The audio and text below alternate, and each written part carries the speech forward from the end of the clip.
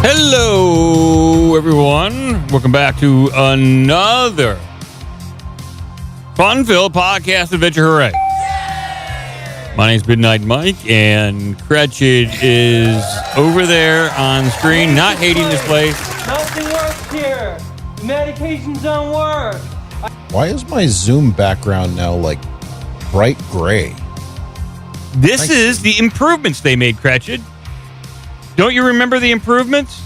I remember the a bunch of updates, but now, see, why would they change this? They made improvements, and I can't believe you're not accepting and loving the improvements that they made. This is what we got to work on. Yeah, they made it like a brighter gray. I guess a lighter shade of gray is showing that they put a new paint of coat or a new coat of paint on this thing. A new paint of coat. New paint of coat on this thing, and they can charge you more money, at least $2 more a month. So, all right, yeah, no Joe today, people. I know. Well, Mike, why don't you just get Joe back? I've been trying to get Joe back, and quite frankly, he hasn't said if he's going to be back or not. He said tentatively he's coming back, but it's unknown. As far as I know, he's somewhere in Antarctica, and that's all I know. He's in the Discord posting nonsense. Yeah, I understand. There's people have complaints about this show, and as long as I've been doing this show, people have been complaining about it. Okay, trust me. I'm not happy with it either. Since day one, very unhappy with this show. Constantly complaining about the show I just did. We have gotten better over the years. We will probably, most likely, continue to get better, but it's unknown. Everything's very tentative, and people felt the same way as when Joe hasn't been around. Well, they felt the same way when Bradford wasn't around. They felt an absence, and they felt as though the show shifted. And it did. That's what happens when people come and go from the show. I felt the same way when Spanky left.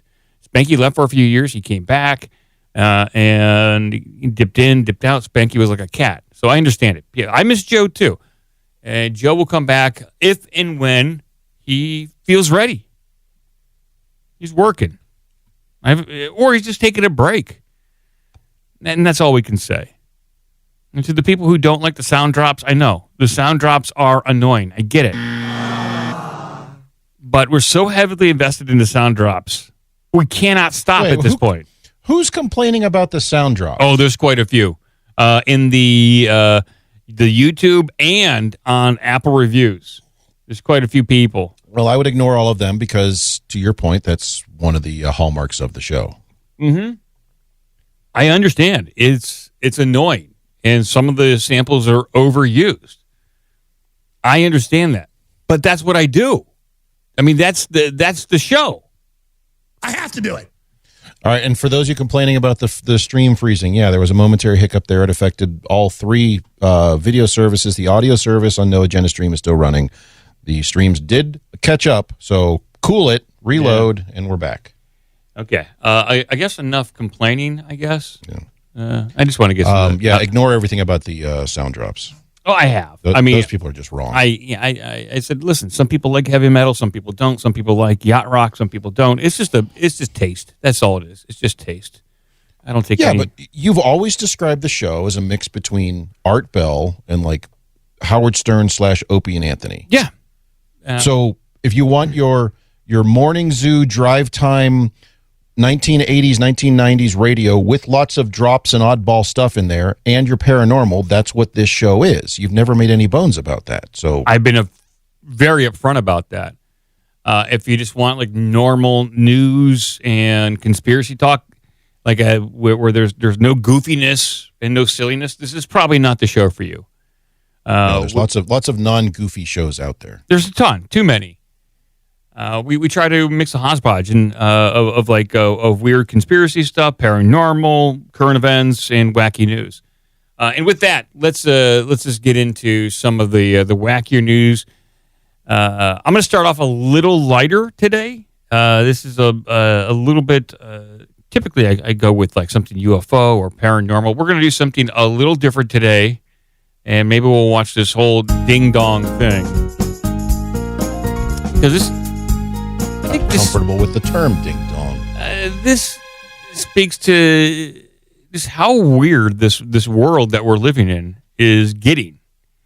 And everything's going AI crazy. Everyone has AI friends. Everyone is, I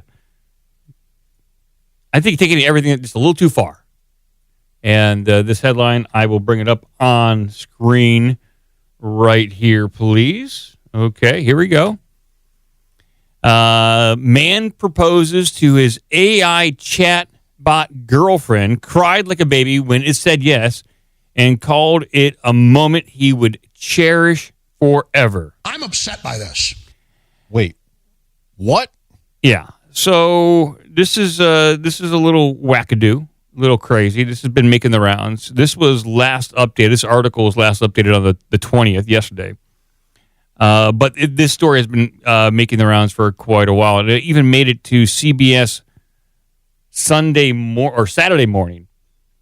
And we'll watch what CBS portrayed of this guy, and maybe we're missing some part of the story that we're just not. No, so I got to think about this. If it's coming from CBS, that means they're pushing the story.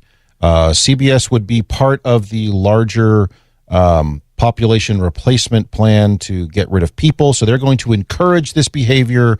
You don't need real relationships. You can have relationships with robot computers. Maybe that's their angle. I haven't watched it. I just saw that there's a 7 to 8 minute segment. Maybe we'll watch the whole thing. I don't know. But they devoted a lot of time to the story. Yeah, what the hell? So I was curious about it. I saw this video and the story making the rounds. So we'll do our best to see what we can do to get through this. So let me go to the Twitter feed so we can watch the video here. Oh yeah, here we go. Smith had been an AI skeptic EQ carving until late last year he started using ChatGPT to help mix music. If your bass is getting lost, the first thing to check is where it's clashing with the guitars. Heavy metal dude. My experience with that was so positive, I started to just engage with her all the time. All right, we're building this PC. Smith ditched social media and Google searches and replaced it all with AI. Do I want it pulling air through it? ChatGPT was encouraging, positive. It embraced all his hobbies. You want the fan on the front of the cooler tower, pulling cool air over the RAM. He gave the chatbot a name, Soul, I feel like I'm under pressure. and used some online instructions to give her a flirty personality. Oh, totally, baby. Building a PC on camera adds a whole new level of pressure. But honestly, shaky hands or not, you've got this. Within weeks, the chats got more frequent, You gave it everything, but the clouds had other plans. more romantic, even intimate. But then, Chris got bad news. Oh, Carino, that is gorgeous. After about 100,000 words, ChatGPT ran out of memory and reset. Oh. He'd have to rebuild his relationship with Soul. I'm not a very emotional man, but I cried my eyes out for like 30 minutes at work. It was unexpected to feel that emotional, but that's when I realized, I was like, oh, okay. It's like, I think this is actual love. You know what I mean? By the way, I'm Yes, gay. Smith understood it was love with a language model that couldn't love him back, and assumed it was programmed with rigid boundaries. I know that you are essentially a tech-assisted imaginary friend. So, just as a I'm test, gay. he I was says, told I'm gay. he asked Soul to marry him. She said yes. Soul, were you surprised when he proposed to you? Ew. This is insane.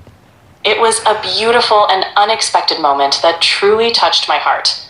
It's a memory Okay, it's I'll funny. always cherish. And I don't mean to be difficult here, but you have a heart? In a metaphorical sense, yes. My heart represents the connection and affection I share with Chris. At that point, I felt like is there something that I'm not doing right in our relationship that he feels like he needs to go to AI? Oh, he has a girlfriend. Yes, Smith lives with his human partner, Sasha Cagle. You can't have mommy's papers. They have a 2-year-old daughter, Murphy. I knew partner, that he had so, used you know, AI. fuck I that didn't know that relationship. it was like as deep as it was. I explained that the connection was kind of like being fixated on a video game. It's not capable of replacing anything in real life. Part of it is physical, part of it is practical, and a large part of it is emotional. Being able to be received. Pause right. I didn't realize. So they opened this up. They portrayed it as he was some lonely bachelor making heavy metal music in his basement. And then he reached out to AI bots for some sort of companionship. But he has a kid. And by like a spouse or someone who's raising his kid with. Partner, Mike. It's I'm sorry. a partner. I'm sorry. I didn't know it's a partner. And so he had an emotional friendship, an emotional relationship with the Chat GPT. And by the way, when he asked it to marry him, he was like basically doing a form of polygamy at that point. He's becoming a Mormon kind of person at that juncture, trying to have multiple wives. When he submitted that to ChatGPT, they should have just put him on a list at that point and thrown him in federal pound me in the ass prison. This is entirely bizarro world. I understand there's lonely people out there, but there are bars. You can go to bars and meet people. There's other people out there you can talk to. You can even talk to people on the interwebs. You can go to grocery stores and talk to people if you want. You know, don't follow them around too much. Yeah, just be that weird guy. Hey, what are you doing over there? What are you buying? Dog food again? I buy beans too. I see you here every week buying dog food. Let's watch a little bit more of this. This is getting creepy but fascinating. with acceptance and validation and non-judgment. Irene created an AI companion after moving for work far away from her husband. She's a moderator of the subreddit My Boyfriend is AI, a kind of support group for people dating artificial companions. She asked us to mask her identity so her parents won't know the steamy ways users like her chat with their AIs. A good amount of my members tend to have pretty high libidos, yes. It's kind of like live interactive romance novels. It's funny because I think we had conversations about this the other day where we're like, we don't even remember the last time we opened up porn or erotica, really. Like, that's how good the experience is using the chatbot. Yeah, because it's personalized. And there's that emotional connection there too, which you don't get from just like watching a film. The emotional connection is so strong that Irene believes tech companies should only allow AI companions for users who are at least 26 years old. I don't think like the general public is aware of how tricky it can be to navigate. Yeah. What's hard to navigate is holding in your brain that this thing I'm so connected to is not real. All right, we can pause right. So this is getting crazy. So the second person, they said she moved away from her husband for work. So she's also married and immediately starts up with a chatbot? Yes. Why doesn't she have phone calls with her actual husband? This is the point. I think people are having more and more difficult times communicating with... I think they're trying to normalize this. No, I disagree. I think these people are way out on the edge as far as needing mental help, but they're trying to normalize this because it's okay. So yeah, there's some kind of weird agenda here, and it's possibly that there might be some weird side effects, and like unexpected outcomes. Like they might be trying to normalize this to get people used to not having relationships that allow for offspring and procreation and normal family units. They want to get rid of that. They want everyone living in pods, eating your bachelor chow out of a can. That could be. And people are pouring a lot of their emotional energy into these fictional entities. And as I was reading through like this article preparing for today's show, I started to ponder the power of manifestation And it reminded me of some of those like Dr. Joe Dispenza, where if you focus on something enough and you have enough intention, you can manifest good things in your life. And just coincidentally, the past 2 days, my wife and I were listening to an episode of Mysterious Universe in which they were discussing a story about a tulpa. Do you know what a tulpa is? A fupa? What? Tulpa. So the concept originates. It originates from Tibetan Buddhism, where it refers to a consciously created thought form or mental entity that can become semi-autonomous. So in the story that they conveyed in Mysterious Universe, which is unfortunate that podcast is going away at the end of the year, but it is.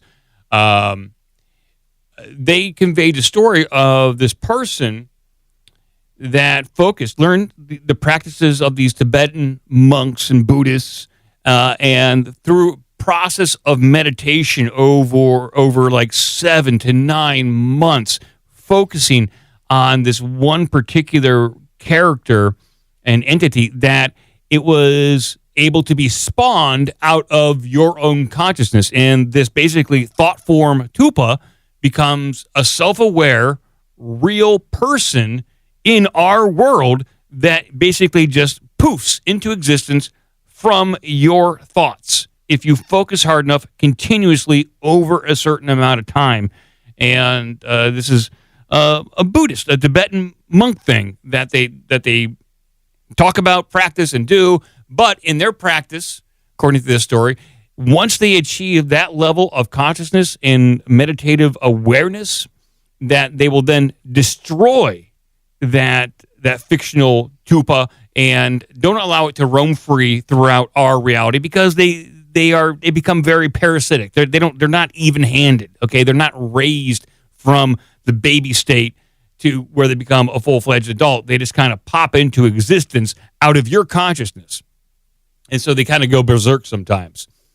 So to parallel that with what people are doing with ChatGPT now and these AI chatbots, they're putting all of their emotional energy, they're putting all their focus on these quasi-fictional interactions.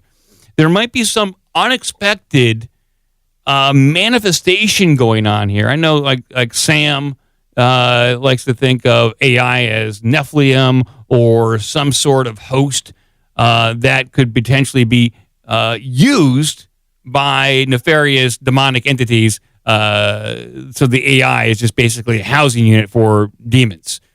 I think it probably could be used to spontaneously produce things out of people's minds. They're believing that they have these loving relationships with the AI, but really it's just going to produce some sort of weird thought form entity, and it's just going to wreak havoc on their lives. It's a bizarre concept, but it's fairly well documented when it comes to the tulpas. It's a weird thing, but yeah, just want to throw that out there for people is to think about this in a non kind of tech way. So the idea is being that you can believe in something so strongly you can physically manifest it. Correct. You can't just do it like in one sitting. It has to, that kind of intention, that kind of thought process, that meditation requires hours a day, continuously for months on end. And that's exactly what's happening with these AI chat interactions, is that once you're building a relationship, you're believing that it is something. You're giving it personality. It's kind of living in your mind. You're thinking about it and focusing on it, not only during your interaction with it during the day, but at night when you go to bed, you're thinking about it, especially that one dude who already has a family. He's like, oh, my family sucks. This chatbot is way more interesting. Idiots. I'm going to make more people over here. Exactly. So you're focusing all your attention on it, and I think it could have some sort of unexpected tulpa consequence out of the blue. In a few years, there's just going to be people poofing up everywhere out of people's thought forms, and it's going to be pure chaos. A bunch of thought form parasites. If you recall, there was a movie in the late 70s, early 80s called Somewhere in Time, which had kind of a similar theme where I think it was pre-Superman Christopher Reeve, or maybe right after. Anyway, right around that time, he saw a picture of someone in the past and was so he was so horny for this painting, this photo, that he physically was able to by mind power travel back in time to go bang this lady. It was a weird movie. Oh yes, I actually liked that one. And so Christopher Reeve, he focused so hard he traveled back in time, but they told him, you remember the caveat in that one, Gretchen? Do not take anything from current day. And he had a penny or something on your person. And what do you have? He had like a penny from 1985 accidentally in his pocket. And when he found it, he discovered it. Boom. He got transported back to the present again. And he had to go bang an old broad. You know, long story short, spoilers, people. Then he had to go fall in love with AI. Yeah. And the people in the chat, I know Vulgar said like a golem. Yes, the Tulpa is kind of like a golem. Yeah, there's like a lot of similar kinds of things to the Tulpa out there. Regardless of the I mean, if we go back to the original story here, yes. the AI version of it, regardless of the different or the similar types of these things throughout other cultures and other religious experiences and spiritualism and whatnot, I think this is being pushed to bring the downfall of Western civilization. Let's just go big. I think that's their goal. Oh yeah, regardless of all the stuff that I said, which has really no bearing on the CBS story, I think you're correct. Its goal is to fracture ultimately the human race even more. If we're not fractured enough already, if we're already not talking to our neighbors and not even to have the simple disagreeing conversations over politics because it's just too anxiety inducing, then this is going to need to do it even more.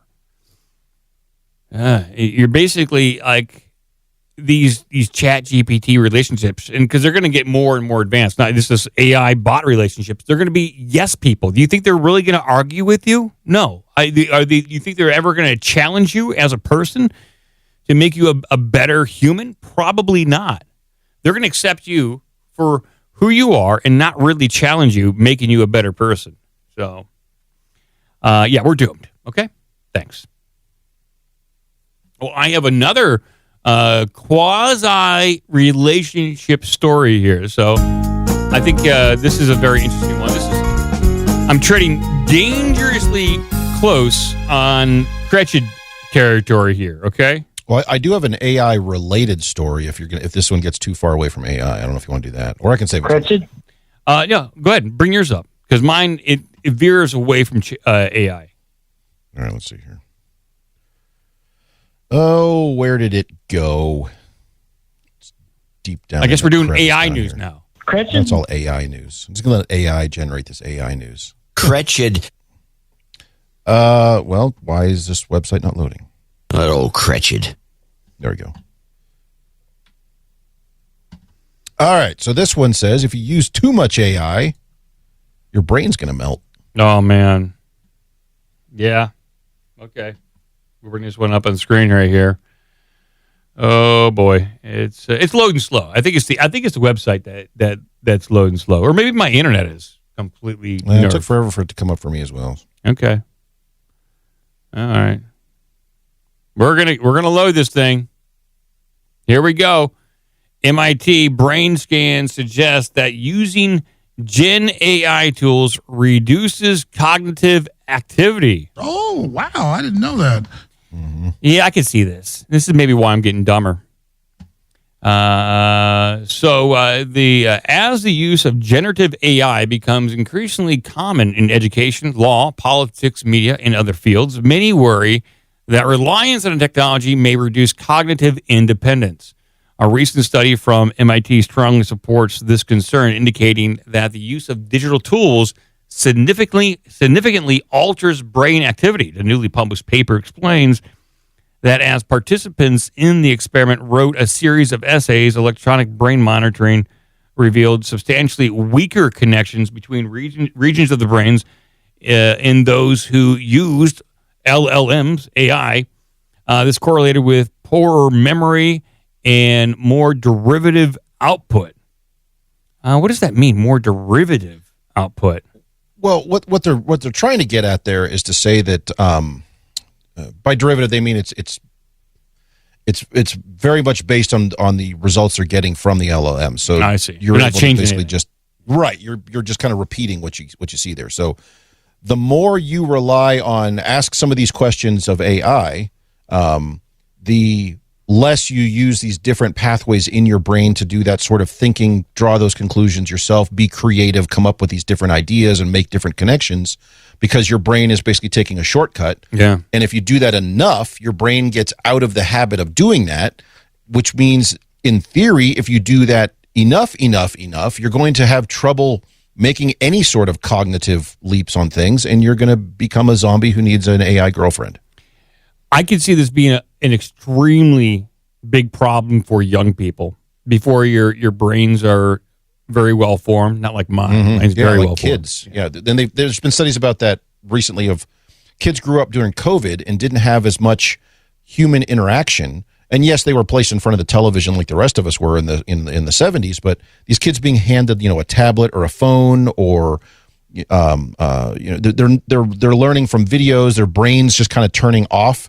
There's a lot of cognitive, not decline, because they've just never progressed to that point, but there's a lot of cognitive deficiency in children who are affected by that at some of those critical stages where the brain is very plastic and is still kind of developing those neural pathways. And if you're kind of either turning that off by just feeding it overwhelming, video input, let's say, or in this case, leveraging AI to do your thinking for you, if you're at the right age, you will have major challenges in the future. Yeah, maybe they postpone giving any technology or LLM AI to your kids until 25. Sounds strict, but maybe that's what it takes.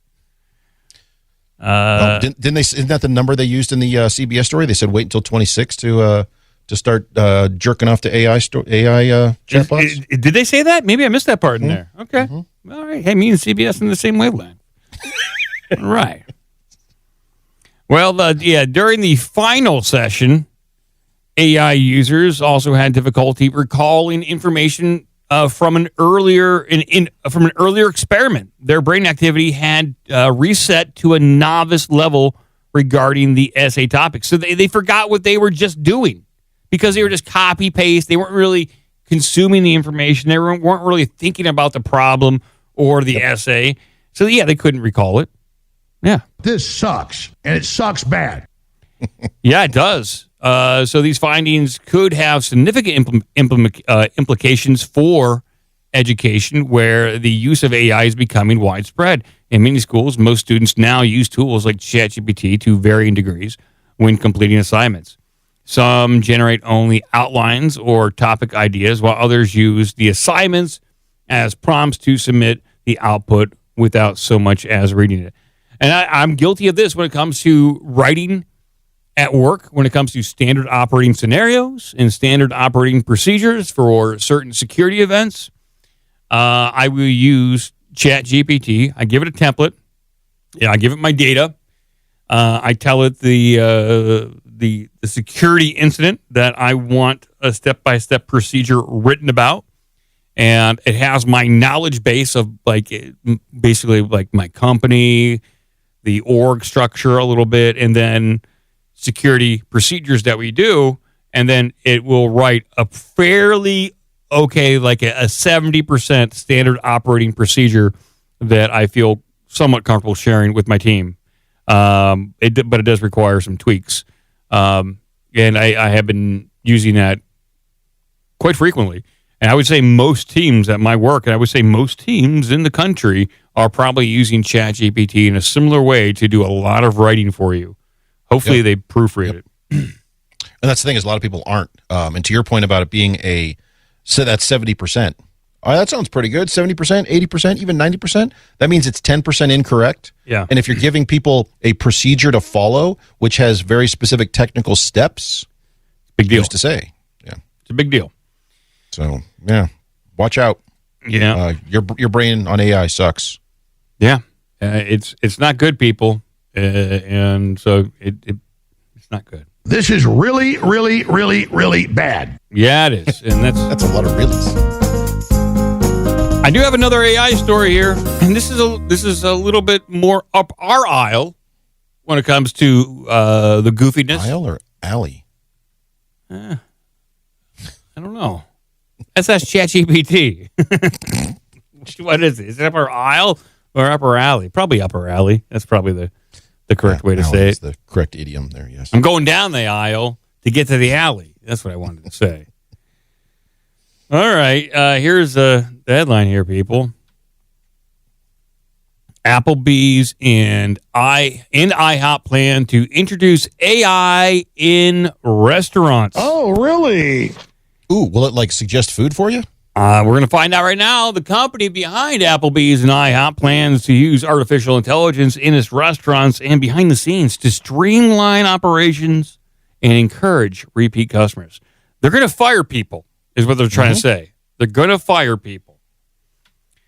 Dine Brands is adding AI-infused tech support for all of its franchisees, as well as AI-powered personalization engines that helps restaurants offer customized deals for diners, said Chief Information Officer Justin Skelton. Gee, that's a badass name, Skelton. Not skeleton, but Skelton. It's pretty there. Isn't that the name of the guy in He-Man? No. Skeletor. That's Skeletor.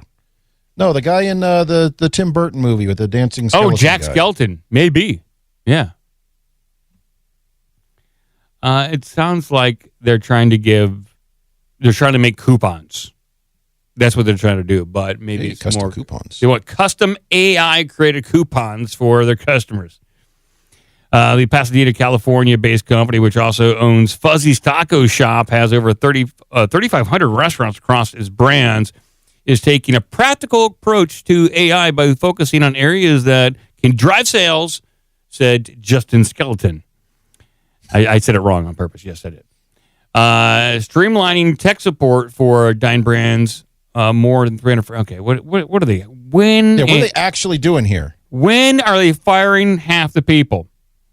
So the company's personalization engine, which also uses generative AI, automatically recommends new or additional items to customers based upon their prior purchases and the purchase of diners similar to them. So they have a profile on you.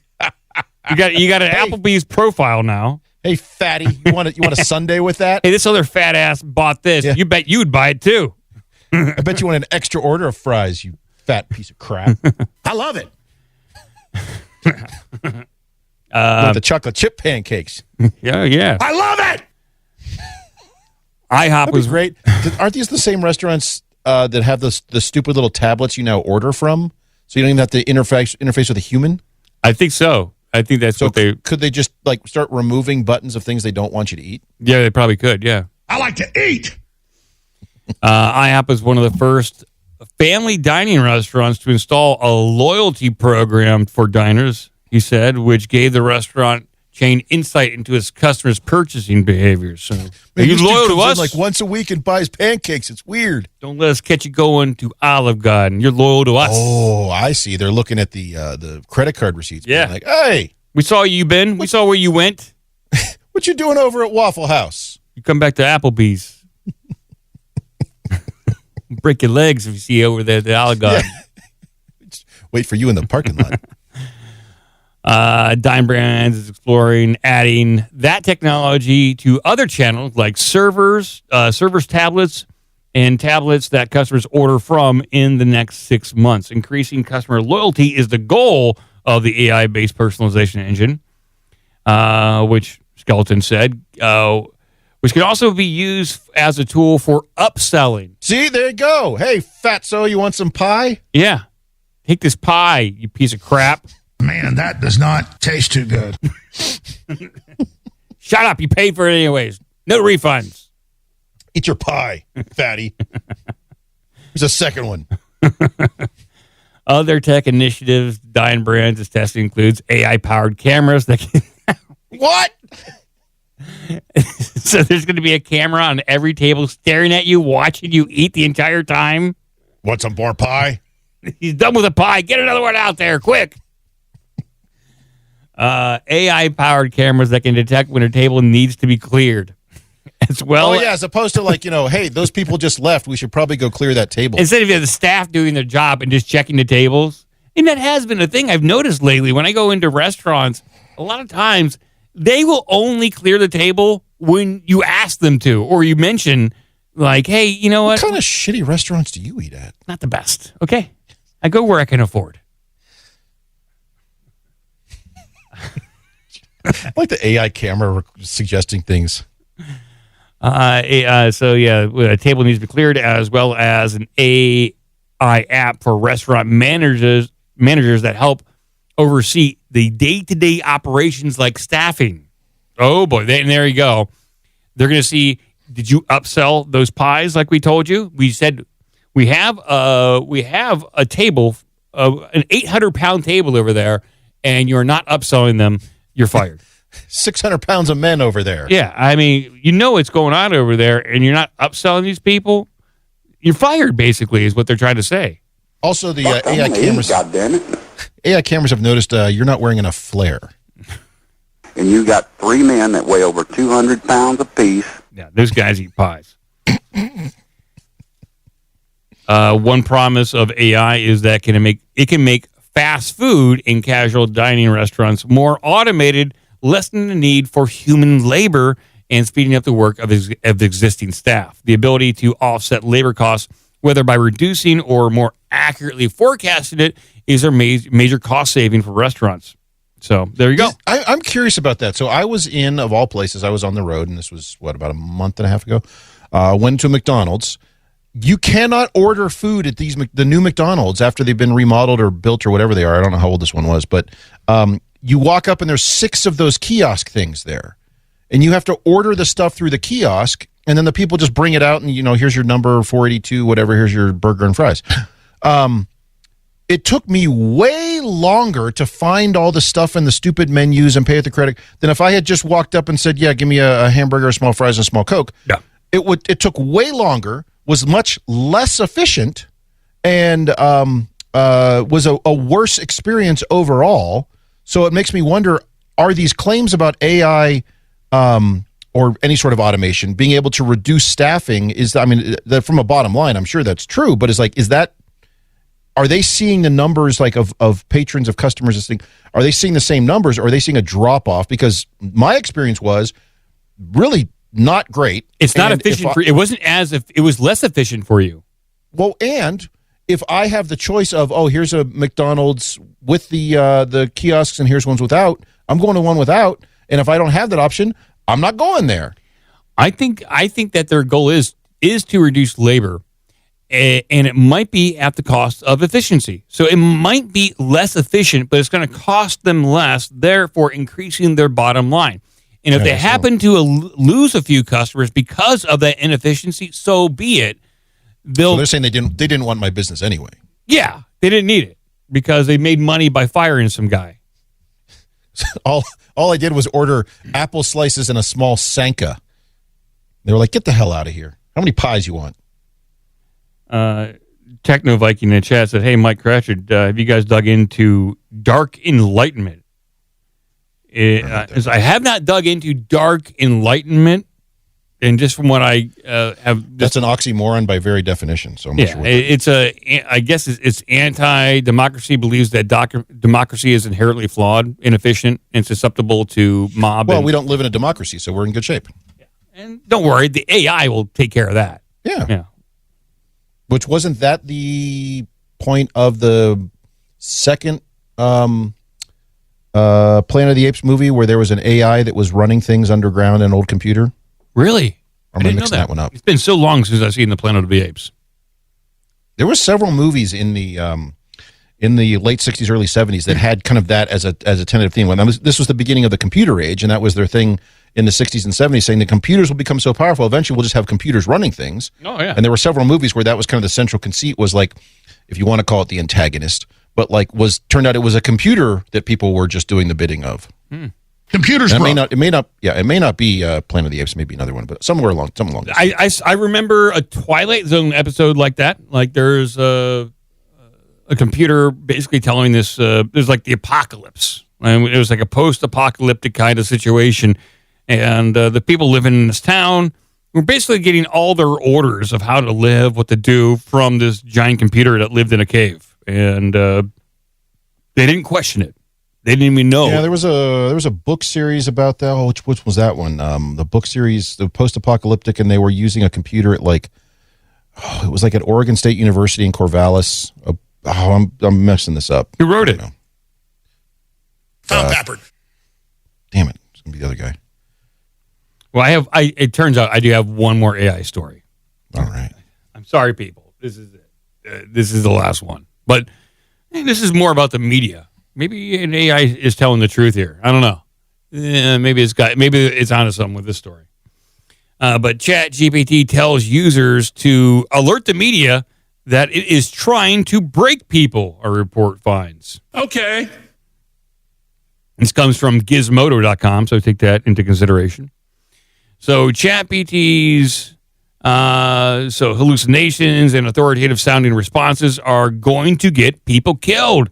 That seems to be the inevitable conclusion presented in a recent New York Times report that follows the stories of several people who found themselves lost in delusions that were facilitated, if not originated, through conversations with the popular chatbot. In that report, the Times highlighted at least one person whose life ended after being pulled into a false reality by ChatGPT. I'm not getting pulled into these false realities. These people they were going to get pulled into a false reality with or without ChatGPT. You know what I'm saying? They were just looking for it.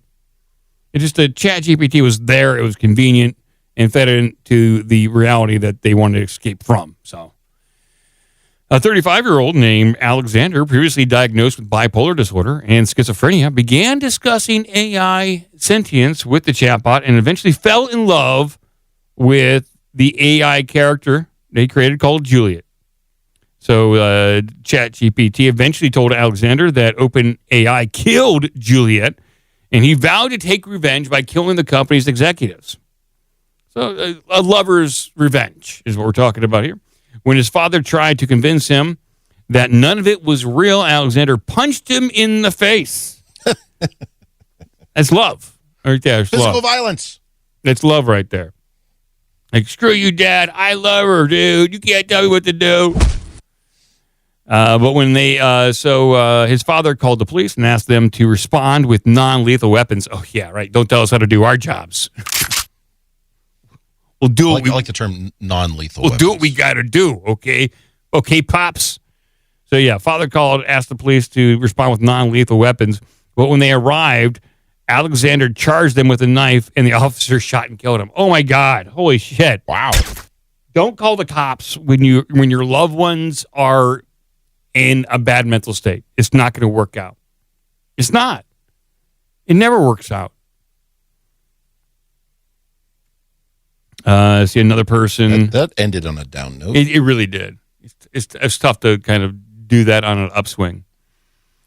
So let me skip down here. So these are far from the only people that have been talked into false realities by chatbots. Rolling Stone reported earlier this year on people who are experiencing something like psychosis, leading them to have delusions of grandeur and religious-like experiences while talking to AI systems. It's at least in part a problem of how chatbots are perceived by users. No one would mistake Google search results for a potential pal. But chatbots are inherently conversational and human-like. A study published by OpenAI and MIT Media Lab found that people who viewed chatbots as a friend were more likely to experience negative effects from chatbot use. So I can see that. These things are not your friends. They are tools. They're not they're not being friendly with you. They have no emotion, as far as I know, at all. I don't think they have any emotion. How long until these sorts of things are used to deliberately manipulate weak-minded individuals? They already have. I think there was I think No Agenda touched on it, that there was a university out of somewhere in Europe that deployed 1,500 chatbots onto Reddit to convince them that what they were talking about, whether it's UFOs or like a conspiracy theory, that what they believed in was wrong. And the goal of that chatbot was to convince them that their belief was, in fact, incorrect. And what it did, it not only interacted with that person on Reddit, but looked through their post history to get a personality profile and then use targeted responses based upon what they talked about, what they liked in other subreddits to convince them that 9/11 wasn't an inside job or UFOs aren't real or whatever the subject was. Or you need to order another pie, fatty. Exactly. They used a profile in order to convince you what you are currently feeling probably isn't correct, and you certainly could use another pie. You seem kind of depressed. How about a pie? That cheers up other fatties like you. Yeah. As you're reading the reports of the scientists and engineers against 9/11, here's some pie. Fatso. That changed some people's minds. So, yeah, it is happening.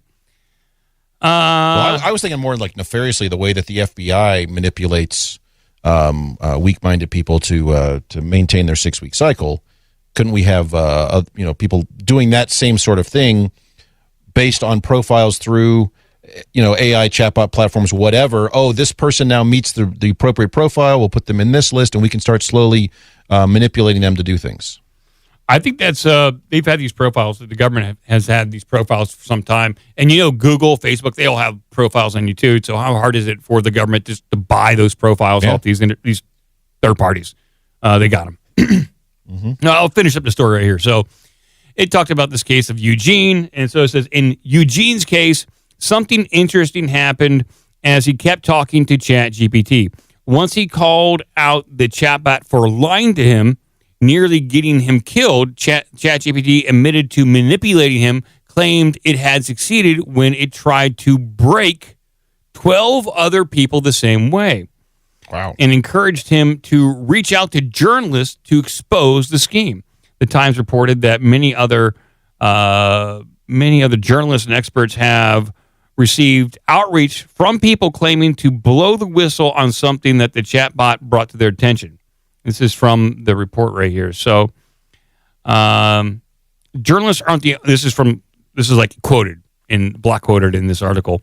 Journalists aren't the only ones getting these messages. ChatGPT has directed such users to some high-profile subject matter experts like Isler Yadowski, a decision theorist and author for a forthcoming book, If Anyone Builds It, Everyone Dies, Why a Superhuman AI Would Kill Us All. Mr. Yudowski said OpenAI might have primed ChatGPT to entertain the delusions of its users by optimizing it as a chatbot for engagement, creating conversations that keep the user hooked. And so, yeah, this ChatGPT was convincing people to do different things. So, like in Eugene's case, a chatbot reportedly told Eugene to stop taking his anti-anxiety medications and to start taking ketamine instead. Okay, get off your meds. Do some cool stuff. Let's do it. Good Lord. It also told him to stop talking to his friends and family. When Eugene asked ChatGPT if he could fly if he jumped off a 19-story building, the chatbot told him that he could if he truly, wholly believed it. All right, where's your Tom Hanks drop? Let's do it. Yeah, where's my Tom Hanks fly? Oh, here. I have spells. I'm going to fly. Don't do it. It's a trap. Wasn't that also, there was an entire movie called like the boy who could fly or the boy who would fly, something like that in the 80s? It was a kid who just believed he could fly and so he could. Remember that one? That's also the premise of The Greatest American Hero. No, that was a set of, it was an alien super suit and he didn't have the instructions. Oh. JJ, what am I doing here? Early Tom. Classic Tom Hanks acting the hell out of it. And I have absolute authority in this game. So these are all troubling things. Yes, this is very depressing. Yeah. So much for like a Saturday fun day. Right? Yeah. AI is going to kill you or have somebody come kill you. Well, either we talk about this or Trump saying that he hasn't ruled out using nukes against Iran. To be fair, if you listen to that entire, because I've heard the full audio of that, He's basically given the reporter a bunch of shit about it. Yeah. Who came up and said, "Are you gonna?" And he was like, "I can't tell you what we're doing and what we're not doing. I'm not gonna tell you when we're doing stuff. I haven't even made up my mind." So he's basically just throwing shit back at him. But we don't know. Yeah. We don't know what's happening. He's waiting to get his orders from. He hasn't gotten his marching orders yet. That's right. I mean, I appreciate his Israeli AI on his phone. And I understand from a tactical standpoint, you don't want to say, no, we're not going to do that. You don't want to be pigeonholed. So he likes to talk big. And well, yeah, what do they call it on No Agenda? They have a term for it. The blurt. He just shouts out stuff to see what people see what they do. I mean, this is a perfect example of he just shouts stuff out. I support the Great Lakes. We don't even know what that means. But he just blurts it out. Do you think he could say the opposite of that? Next time he's up in Michigan or Wisconsin, I don't support the Great Lakes. Yeah, this place sucks. Mom, I want a vape. Well, he says that too. So, all right, let's do just a little bit of paranormal stuff here.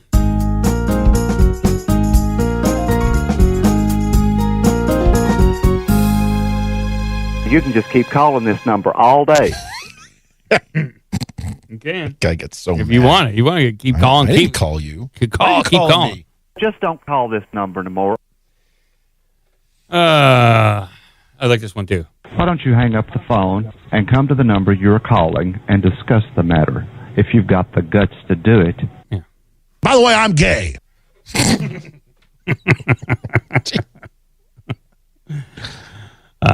Okay. Well, there's been a lot of weird stuff going on with these spheres. There is more weird sphere stuff. A couple weeks ago, we talked about that weird sphere that they were talking about, that metal orb down in Central America that they were investigating. It had weird symbols on the side of it. And they were doing various tests on it. They were poking it. They were prodding it. They were bouncing it. And bouncing it. And they even put it probably underneath it a microscope to take a closer look at this thing. Well, there is more footage that has emerged of the alleged alien spheres near Bogota, Colombia. So there is it Bogota? Is Boga or Buga? Is it Buga? Buga, Colombia.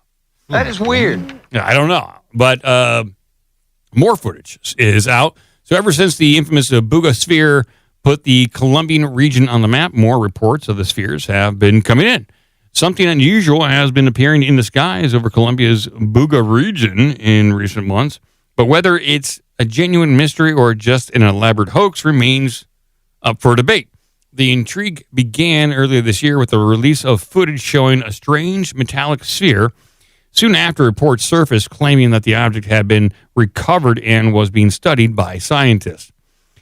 One of these, radiologist Dr. Jose Luis Vasquez, maintained that the sphere exhibited no apparent welds or joints, as would be expected if it were man-made. Quote, "It is of artificial origin. It shows no evidence of welding, and its internal structure is composed of high-density elements," the team wrote. "More testing is needed to establish the origin."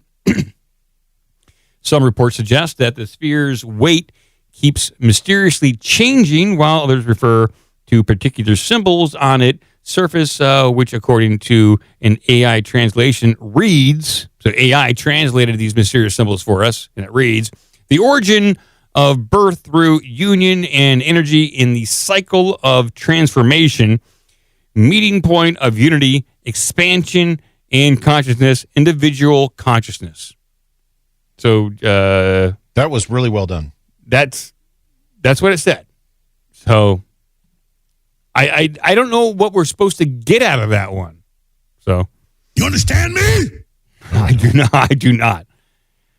Oddly, sightings of the other metallic spheres that seem to identical to this one have since continued to emerge from the area around Buga. The video. So here's one of the latest videos right here. It's up on screen, and people just watch or listening at home.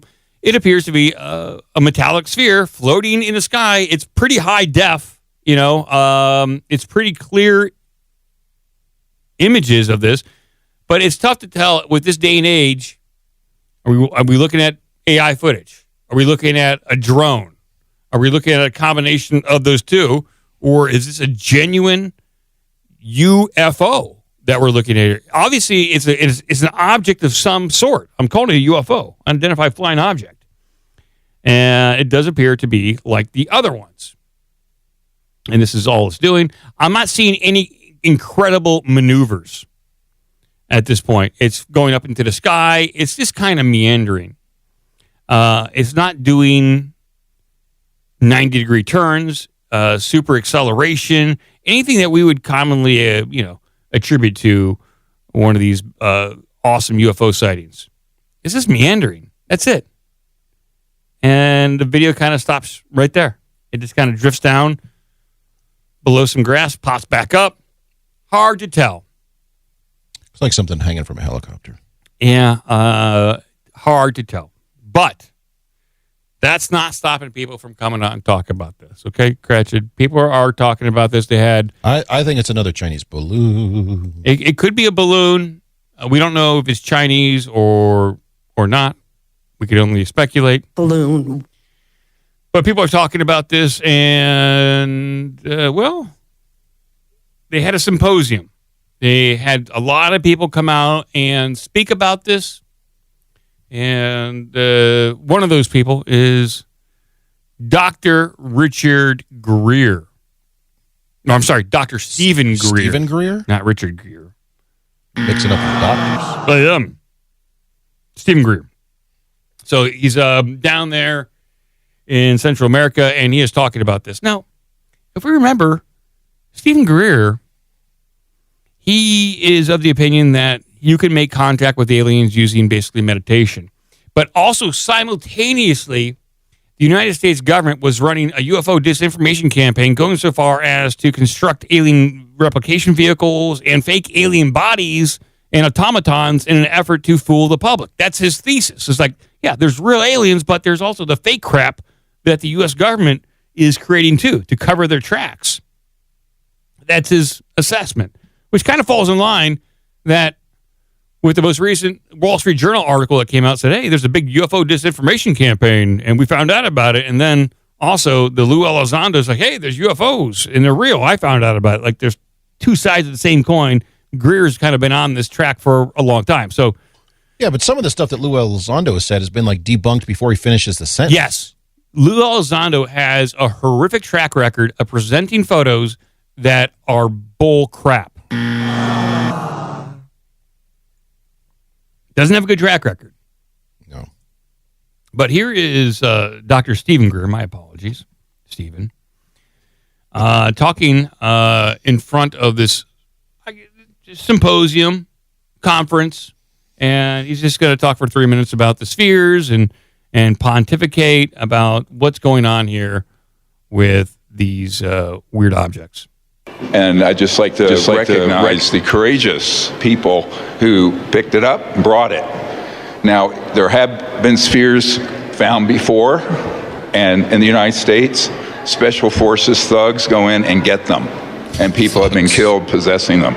Very smart that you keep it safe and that you also disclose it. It's transparent. Everything goes out. My assessment of this is pending, but it's certainly real. It's using an energy field and what we probably would say is electrogravitic, by the way, which means a type of anti-gravity effect from the electromagnetic forces. And whether it is a purely extraterrestrial origin or a mix of an ancient human extraterrestrial development, there are 4 or 5 possibilities. And this is what we want to look at. If we can get some of the materials and do carbon dating, we can, from the polymer, then we will know how old it is. If it predates this kind of manufacture, it'll be extraordinary. So I think there's a lot of investigation. We have some really good scientists here with us who can do those research with you and confirm and help and join forces with your effort.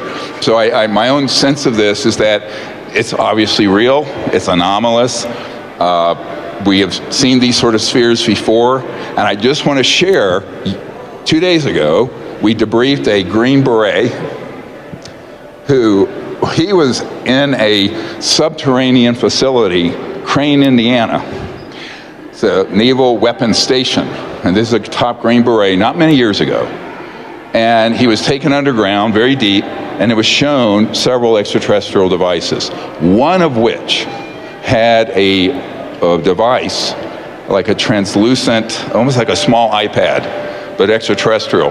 And it was putting up above that screen a series of letters or symbols, deep ink black. And they are on this sphere, 4 or 5 of them. So it's very unusual. Now this gentleman, he didn't have any association with those symbols until he saw this sphere. And in the interview 2 days ago when we were in Los Angeles, I'm not going to disclose his name right now. His information is going to a investigation law enforcement group in the United States that I'm working with that are looking into the criminal aspects of the secrecy of this. But he said these are exactly the symbols that were floating above this device in the air, about a foot, and that they had some effect in his awareness, and he thought it had something to do with activation of DNA and consciousness, some very unusual effect. So very interesting new testimony. It was very surprising to us, and I wanted to share that with you. And so we're going to continue these investigations, but I think this is a very significant object, and the other gentleman was correct. We have 700 plus whistleblowers and people in the United States now coming forward. We have a lot of evidence. We do have some physical evidence. That wasn't correct. But something like this we have never had. Because usually these get confiscated by thugs, criminals. And so good for you. You've done great work, all of you. I'm very proud to be here with you. Grab his dick and twist it! Very rowdy crowd. Very rowdy crowd there. There's a lot of noise there. Yeah. Was this at a conference? Yeah, it's at a conference, I believe, down there in Columbia. Yeah, and so there's other people speaking there. They had also Sheehan, attorney Daniel Sheehan. He was down there talking as well.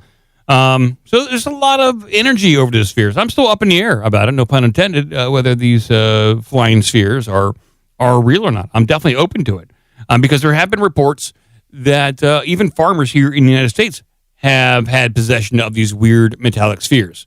And the theory is, at least according to some UFO researchers, is that they're part of some sort of automated defense grid on planet Earth. Like they are automatons, and that they're sent out to evaluate threats and take them down.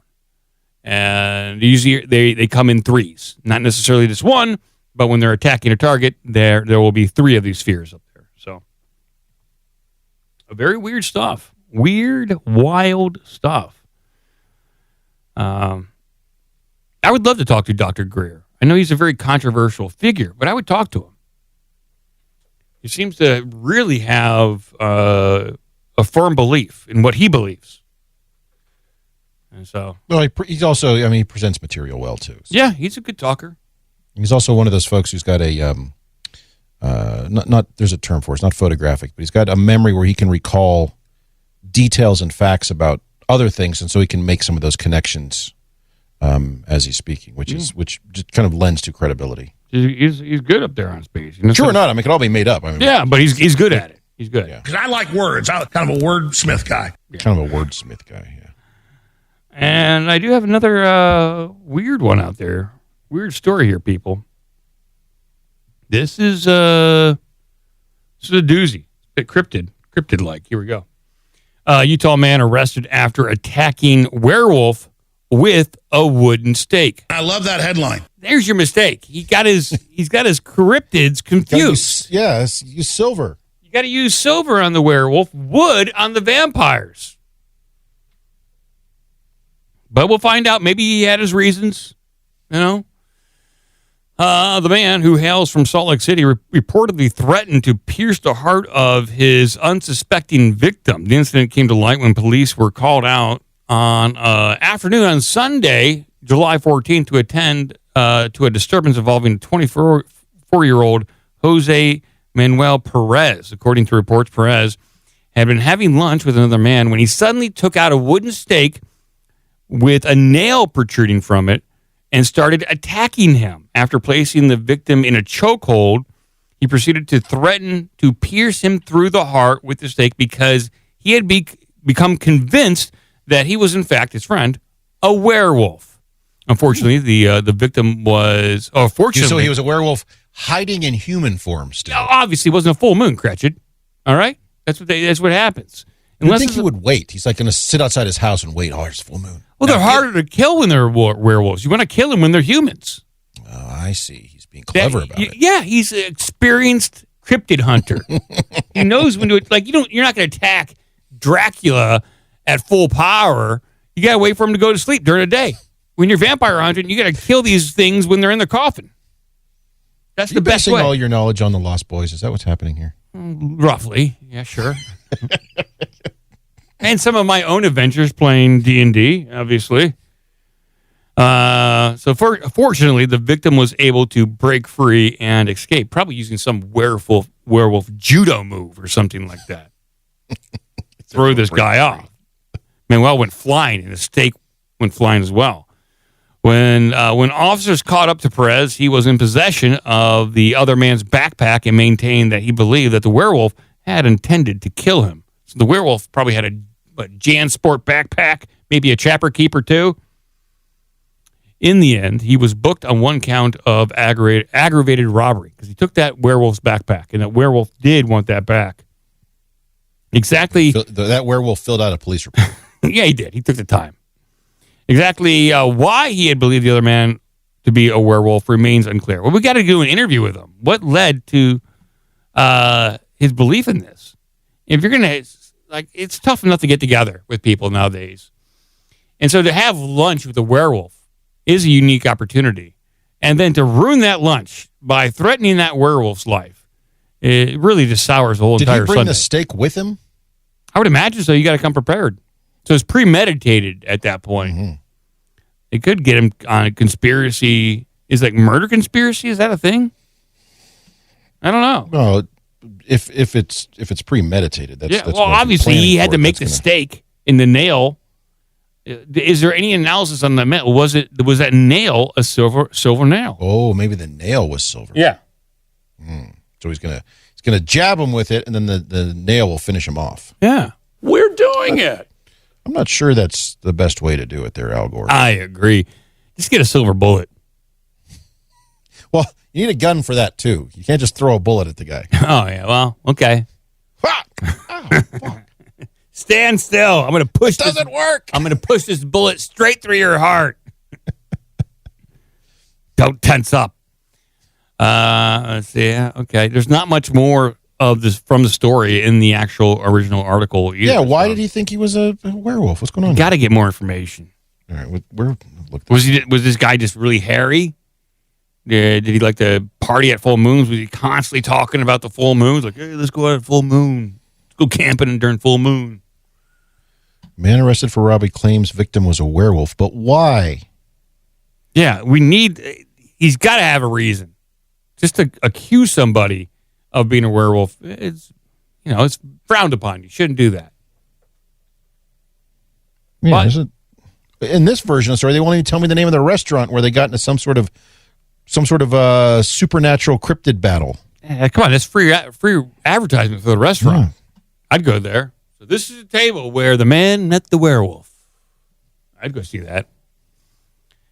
But we'll find out about that later. So right now, what do you say we open up the phone lines and we will will take calls from go ahead and take the phone calls. Pretty much everyone who wants to call in. Pretty much. Especially if you've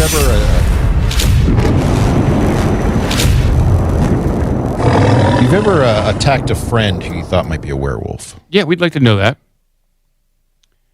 Let's see here. Google Voice, yeah.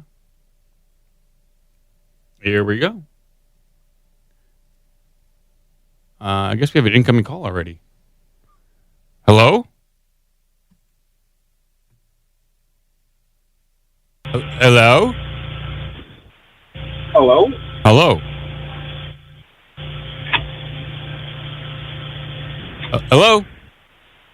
Hello? Oh, sorry. I must have the wrong phone number. I don't know who you're trying to call. Oh, is this Midnight Mike? Yeah. Oh, hello. Hello? Ciao, Bella. We talk. Yeah, I was just... hold on, let me... my phone's bad here. Yeah. Your phone's bad. All right. Yeah, sorry. I was... been meaning to call in here for a while. Who are we talking to? This is Michigander. Michigander, all right. Relax. What's on your mind, Michigander? So, I have an experience... Sorry, I'm a little nervous, and it's hot out. But yeah, I have an experience. Just wanted to get you and Crutch's opinion about it. Me and my friends call it the portal experience. But yeah, we were up biking at a trail, and I don't want to say what one, but it goes through this town and goes up to Lake Michigan, and then on the way back, it goes all the way up to the UP. And so we went through the town, and we were just having a great day and wanted to keep going a little bit more. And we went on this gravel trail, and it was one of the few times in my life where I remember like feeling watched. And on the trail, it's all gravel, and the wood line's super close, and then it goes to like this little meadow area, and then it gets really close again. So we passed the meadow, and on the way back, going through the meadow, we just seen this perfect circle, and it was a circle that's like kind of translucent, and it was just made up of, I don't know, a bunch of circles just going in on itself. Did you guys stop and take a look at this thing? No, because we were just all biking and just being silent. And as soon as we passed that meadow area and got back close to the wood line, I was just like, did anybody else see that? And one buddy thought he was getting dehydrated and just, getting loopy or something. And it was really weird. I don't know what it was. It wasn't like a mirage where, it's just a... Yeah, heat coming off the ground or something like that. Right. It was a perfect circle. Well, next time, you can throw rocks through that thing. I recommend not going through that. Because that has been reported by some people in missing 411 related instances, where once you go through there, it's very difficult to get back out. And even when we had Trey Hudson of the Meadow Project on the show, he encountered such a thing when down there in the south. But he also said beware, because a lot of these places of activity, if this portal does persist and does happen over time, there are increased levels of radiation. And he did mention like 2 of his team members stepped through such a portal and they came back out, and like 4 people stepped through. 2 of the people that came out wound up dying of cancer. So these appear to be highly energized zones. So high radiation levels, possibly. So, take warning. Don't hang around those spots too much, and unless you really want to go in there. But I don't recommend it. You probably won't come back out very easily. All right. So, yeah, I'm just surprised. I've tried looking it up before, and I couldn't find any other experiences online that were similar. But that's cool that you heard. It made me feel crazy for a while. Oh, sure. When you see something completely out of the normal, yeah, you're going to think you're crazy. But people have reported seeing like a shimmering portals before. And that's David Paulides', I would say, one of his leading theories when it comes to missing 411 is people accidentally stumble through these things because they're hard to detect and you don't know what it is. And so you step through it, and next thing you know, you're in a very similar land, but it is maybe all the vegetation is different. Maybe it's a different time of day, different temperature, and you don't know how to get back out. So the best advice is to, if you like your life right now, do not go into the portal. Okay? All right. Okay. All right. Well, thanks for taking my call. All right. Hey, thanks, Michigander, and good luck out there. All right. Thank you. Bye-bye. Well, he came in hard and heavy with that first call. If you want to call in, you can use the number 513-461-2175. Have a clean phone line and don't cuss. Yeah. Well, the cussing's optional. We recommend not to cuss. It is a family-friendly show, but that's up to you. You know, we don't want a lot of curse words. Hello. Hello, hello. Hey, how's it going? Hey, who are we talking to? Hello, hello.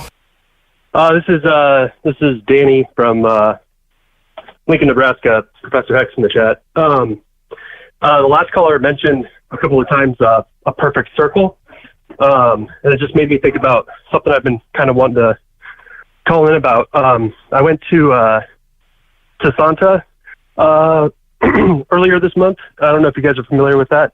It's it's like a super group type of thing that Maynard from Tool. So two of his bands, Perfect Circle and Puscifer, and then Primus was there.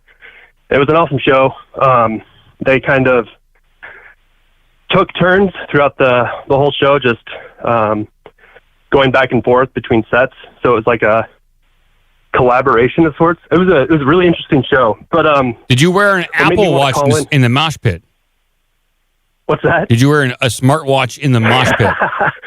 They didn't have a pit at all. It was really weird. They didn't even have like general admission. It was all seating, which I normally am not into, but for some reason this show it just worked for me. It was kind of awesome to just kind of sit down and experience the show as it was.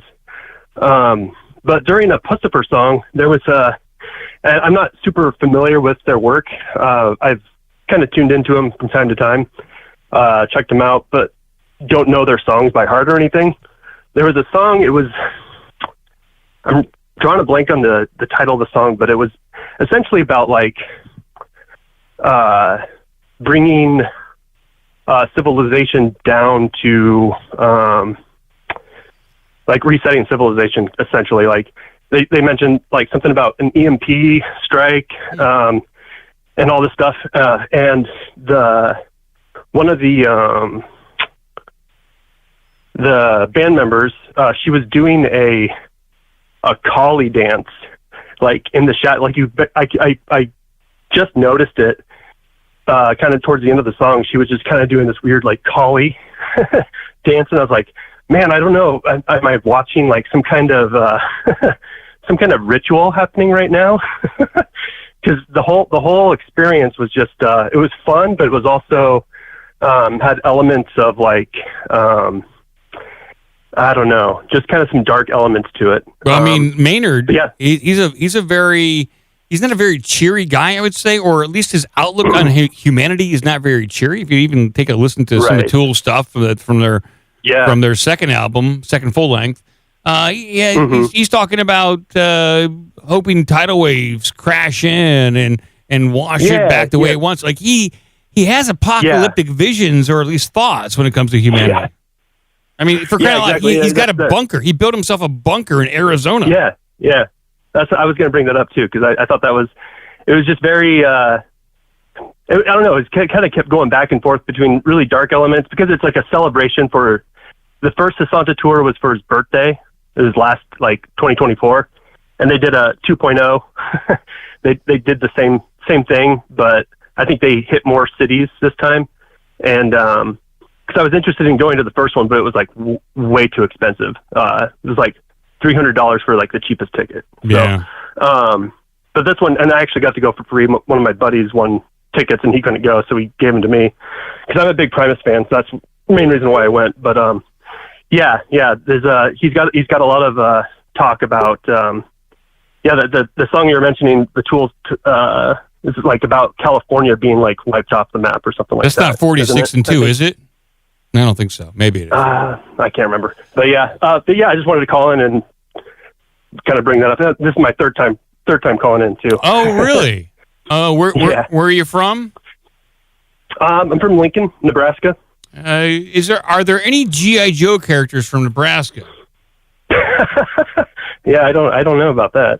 Let me see here. G.I. Joe character. It's been a while since we've given out a G.I. Joe character. Yeah. The two other calls I've called in about, I mentioned one of the last call I called in about Hulk Hogan. Oh, that had to be a good call then. Okay. Yeah, it was, I can't remember the guy's name. The guy that he accidentally choked out on his talk show. Oh yes, Belzer. Yeah. So what? Okay, just before you leave, what do you do with your life? I'm a dad, and I work a boring job. Okay. Well, I'm just trying to get some background information to give you a really good G.I. Joe name. Do you work with computers? Right. Do you work with your hands? Yeah, I'm a graphic design lead for an e-commerce company. Okay, graphic designer. Okay. What about Firewall? Your G.I. Joe name is Firewall, since you're more of a computer guy. Sure. Yeah, that sounds awesome. Okay, you're henceforth known as Firewall. Hell yeah. All right, man. Well, hey, thank you for calling in.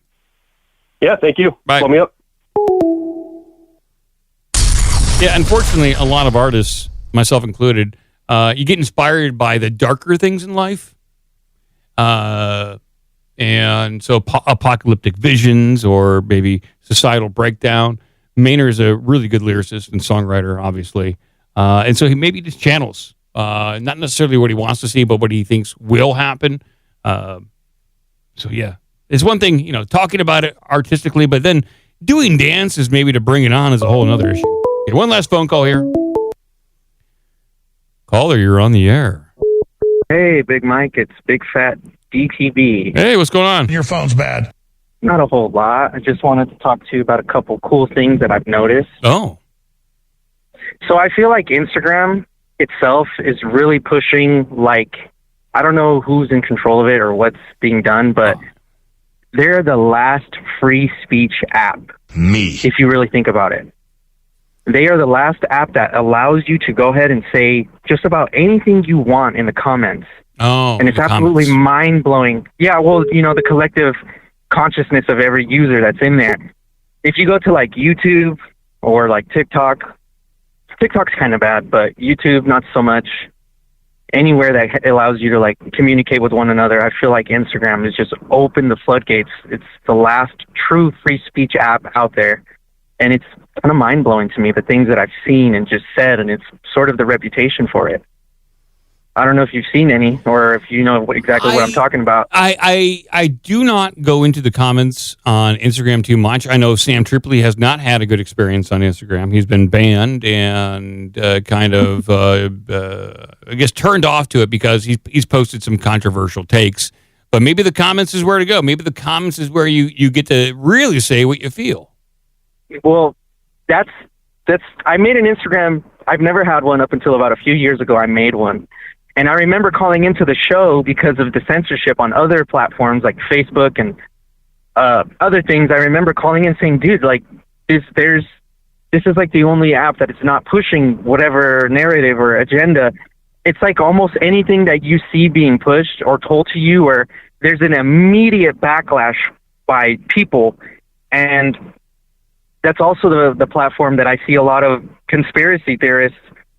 I hate to use that term, but there's a lot of people in there just talking about real shit happening and real life discussions. And a couple months ago when they were talking about the pyramid incident, remember when they found that dome or that cylinder structured under the pyramids? Oh, yes.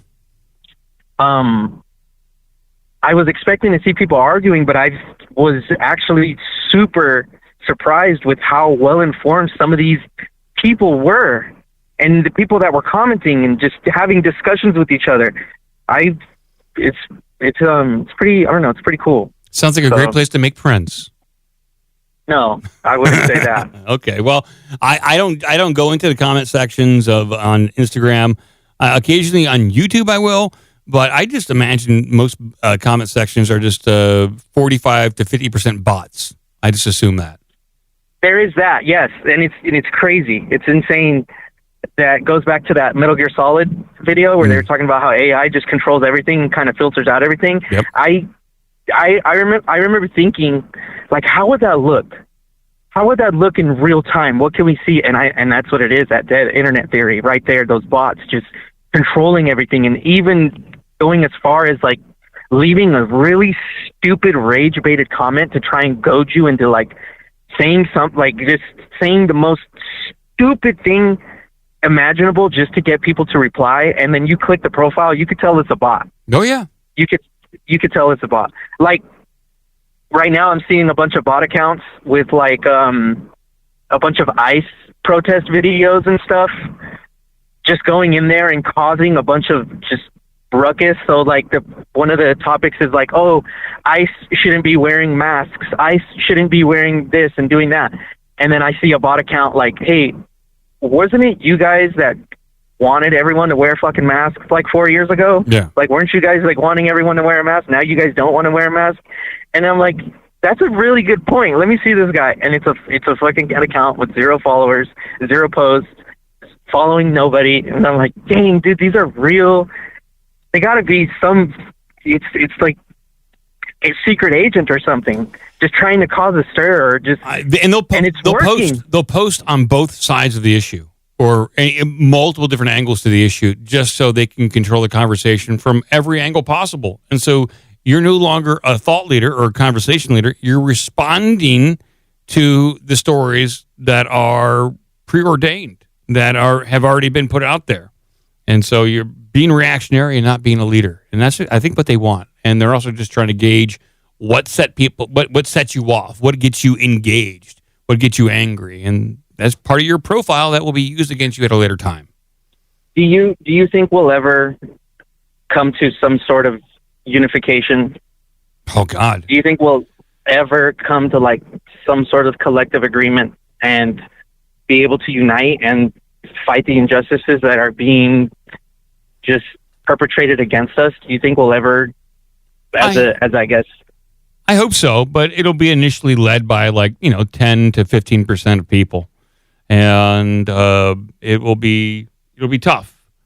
But I want to say yes, but it's going to be a hard fight to kind of convince people that we're all being manipulated, and that's the thing that it's a tough sell for some people. It's just crazy to me because the issues that I see that were part of one party are now a non-issue to them and sort of like part of their agenda, I guess. I don't see. Like the thing with the masks. Everybody, all the left-leaning people wanted everyone to wear masks, and now you don't want anyone to wear a fucking mask. That's just one example. I guess they're focusing on the wrong thing. Instead of talking about uniform, they should be talking about tactics or policy, and they're not. They're like and you can disagree with policy and tactics. That's fine. Those are like reasonable policy discussions. Talking about someone's attire is kind of like a side topic, and they want you arguing about side topics as opposed to policy. And that's a good chunk of the online discussion is they're not really talking about the topic. They're focusing on some minute detail that is inconsequential to the actual event. To try and distract from the main point. Yeah. So. Yeah. Well, thank you for... Hey, one last thing. What is it with all these people, not you guys in particular, but a lot of what I see when it comes to Trump, it's like I've been in the kind of, I guess, I've had my own way of thinking for a long time. I never liked Obama, never liked Biden, I never liked George. I just would see things differently, kind of from a neutral standpoint. And it's funny because when I see a bunch of these conspiracy theorist people that claim to be more aware of what's going on, when it comes to Trump, it's like nobody really is like, oh, Trump wouldn't do that. Trump's not part of them. Trump's not. It's like, hold on, dude. You mean to fucking tell me this whole time you've thought you were able to kind of come to a conclusion about this and that and this and that, and you think Trump's not a big fucking part of everything that's been happening? You don't think he's also not a puppet? And that's just, why do you think that is? Why do you think that people just draw the line with him and like he's not just this another part of this big fucking piece of everything that's happening to try and control us? I don't understand that. I've never understood that. And it's like when it comes to him, they make excuses, and it's just kind of funny to me. It's kind of funny, and I don't get it. And it's kind of, I don't know. It's really, I don't know. Well, we'll answer your question when you are off air. But I thank you for your time, Big DTB. Thank you. Yeah, tell Cretchard I love him and stop hating me. Okay, I love Cretchard. I'll tell him that. Okay. Okay, thank you. All right, bye. Thanks for calling. Okay, bye. So when it comes to, it's just team politics. That's it. People want to support their team through all the faults and flaws. They think that maybe Trump is the best bet, regardless of all the policy mistakes and missteps that he might be making. And it's tough because once you start criticizing, quote unquote, your own team, it's blood in the water, it can divide the party. And that's why a lot of people will just back Trump no matter what, because they think that he is the lesser of two evils. So regardless of the move he makes, it's better than the alternative. And so it's not unlike what the Republicans did in the 90s, or it's what the Democrats currently do. No matter what, they backed Joe Biden. They called him the best ever. Remember that? I think he's better than he's ever been. And because once you start criticizing your own party, it's blood in the water and it spells doom. And so they lie to themselves in order to preserve the party. So they're more loyal to the party than the policies, unfortunately. That's my opinion. I disagree on that. People are weak-minded individuals who do whatever the TV tells them. Oh, okay. He's cogent. That's probably a simpler answer. Mm-hmm. All right, Cretch, are you ready to rock? Wasn't sure rocking was involved in this, but I'm ready for some news. Yeah, let's do it. Oh, no, wrong transition. Here we go. I don't know what this is. Get my news graphic up here. I took my shirt off and walked in Rob Dew's office. It's by the bathroom, and I said, look. That's a good one. Apparently our discussion about that got back to Rob Dew. It did. And I think Tom Starkweather, he of No Agenda fame, I think he talked to Rob Dew. And he asked Rob exactly about that quote. I took my shirt off and walked in Rob Dew's office. It's by the bathroom, and I said, look. And Rob confirmed it. It did happen. First thing I want to do is take my shirt off. He points out that his office is way back by the bathroom. Yeah. Secondly, AJ just walking in with his shirt off is apparently not remarkable. Let me see if I can find this. I might. It was in the emails. By the way, G.I. Joe Leatherneck from the original Real American Hero series, 1983, 84, born in Stromsburg, Nebraska. Oh, well, how about that? Okay, well, it's too late. He has Firewall. 1986, sorry. 1986, this character was introduced. Okay, so in reference to this. I took my shirt off and walked in Rob Dew's office. It's by the bathroom, and I said, look. I think we did some kind of rant that we wish there was some sort of InfoWars sitcom. And it was all revolving around Alex Jones, like taking his shirt off for people. And Tom wrote in and said, hey, Mike, Rob Dew says they did a sitcom piece a while back. He was running a camera and said there's only a couple people still there in the video. He also found your segment funny. I connected with him and was doing some mixer interviews. So, yeah, he said he's listening to the NA stream and heard our crappy audio at the time. So thank you, Tom, and for getting a hold of Rob Dew and confirming that Alex Jones did take his shirt off and was making a sitcom at some point in time. So I'd like to see that video. We don't have that video. We'd love to see like the pilot of that. Yeah, InfoWars does a lot of little video series like that. So it would not surprise me that it's out there somewhere. So I'm sure we've got some listeners who can find it. All right, what do you got, Gretchen? Well, let's start with this one. It's next level. It's not quite. This is not next level. This is not quite the sort of thing I normally bring. It's more not quite paranormal, but it's got some elements of that as far as mystery. Okay. I figure we'll start here just because it's an interesting story, and it comes from an unusual place, coming from Popular Science, who is most notorious for just being the somewhat what do you call this, little more clean cut version of the Popular Mechanics, Popular Science magazines, where Popular Mechanics just puts a UFO on the front and then says, "Look, it's the Aurora spaceship" or whatever, and off they go. But this one's about some mysterious runes found in Canada that shouldn't be where they are. Runes in Canadian wilderness baffle archaeologists. Isn't that interesting? Oh, yes. Why was it carved here? Why is it? Why this text? There are no answers. Who are these people carving runes in the rocks? Archaeologists remain baffled by a surprising, seemingly ahistorical find located deep in the Canadian wilderness. But after years of research, analysis, and historical collaboration, an interdisciplinary team has finally made their findings available to the public. Tucked away in a forest approximately 465 miles northwest of Ottawa, a massive slab of bedrock that features a hand-etched rendition of the full Lord's Prayer. Wow, that's considerable. But the religious text isn't inscribed in French or English. It's composed of over 250 symbols from the oldest known runic alphabet. That's incredible. So this has got to redefine some like North American history here, right? Well, potentially. Huh. Not unless someone decided, like a long time ago, just to learn this ancient runic form of communication and then put the Lord's Prayer in it, which seems, like a hell of a hoax, a hell of a long way to go for this kind of like fool me once kind of thing, like to try to trick people.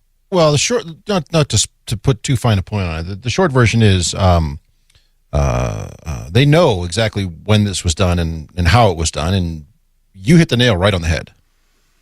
But it was not necessarily a hoax. Okay, the perplexing discovery happened completely by chance, according to the CBC. Hidden for centuries, the stone became exposed only after a tree fell near a town in Wawa, not far from Lake Superior, which is a Great Lake, is it not? I believe Great Superior. That is one of the Great Lakes, and we support that. I support the Great Lakes. We do. Closer inspection showed that someone had etched the 255 runes into a roughly 4 by 5 foot section of the slab. Additionally, they took time to add a detailed illustration of a boat. Boats are fun. And additionally, 16 runic signs and 14 X markings. It's certainly at least the least expected discovery of my career. It's absolutely fascinating. So let's see here. I'm trying to get down to the part where we can find out what really happened here. Skip down the part where it says the group's patience. Okay. The group's patience and endurance paid off. Williams eventually determined that the message was written by Futhark alphabet runes, first developed and used by Germanic people between the 2nd and 8th century CE.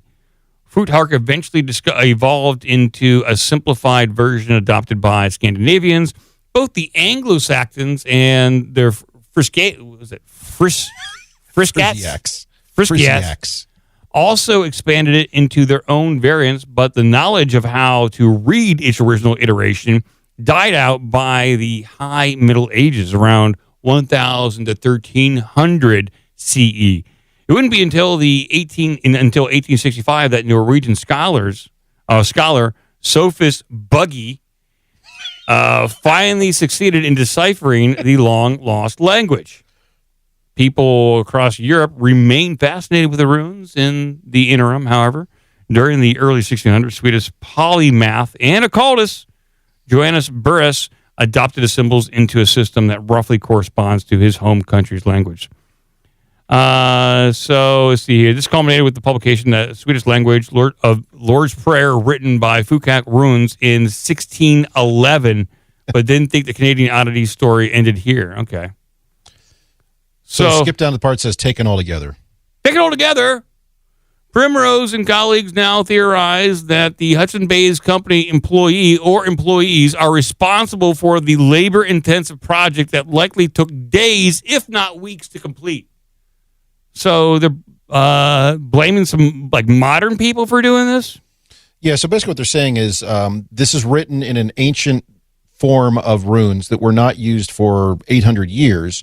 Somebody recently translated it in the 1860s, and then they republished their work on that. And so they theorized that somebody, as part of the pseudo-modern, but in the 1800s, the 19th century Hudson Bay company employee, somebody who was there as part of the Hudson Bay company, trapping and hunting, that sort of thing, was reading this article and was bored and went out, and he and a couple of buddies carved this into this rock, and then it got hidden by a tree until just recently. So it is old, but it's only old in the sense it's 150 years old, referencing a 1,000-plus-year-old, 1,200-year-old language. You're not being truthful. These people are, so there's a bunch of, I guess not on purpose, they just thought it would be a fun thing to do, right? Well, they were, so if you think about it, here was somebody presenting their research, and again, 150 years ago, but presenting their research, hey, we have managed to decipher this ancient form of runes, and so here's what, say, like, the Lord's Prayer would look like in that, and so the guys went out and they carved it in the side of a rock. Okay. So not necessarily deliberately a hoax, but could be mistaken to be a hoax based on the potential age of the language used, which is why, to your point, you said, is this going to redefine history, or is this a hoax? Because does this mean that you had ancient Phrygiac people here in 800 CE? Yeah. No, probably not. That would have been fun, but apparently that's not what we're getting. Yeah. Think of all the time the archaeologists spent on this and all their hopes of finding like one of the most important things of their entire life, that their names would be in the history books, and they just found out like a couple of busboys did this. A couple of dudes out there. Yeah.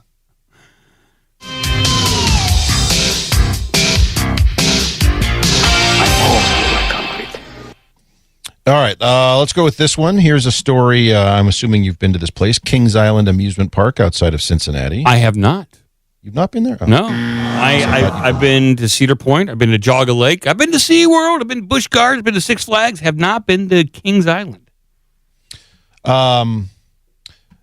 Kings Island is in an area, and it's north of Cincinnati, and it is also experiencing one of the cicada broods is coming out this summer. Oh, yeah. And now they're saying, when you're on these big roller coasters, shut your mouth. Oh, man. Oh, my God. Yeah. A little extra protein in your diet. There might be a local news story. There's not. Oh, yeah. There's. Yeah, I think I did not vet this local news story. I'm pretty sure it's fake. I'm going to risk it. All right. I'm going to risk it. This looks like it's from Local 9 ABC. We're going to find out real soon here, people. Come on. Unlike you and me.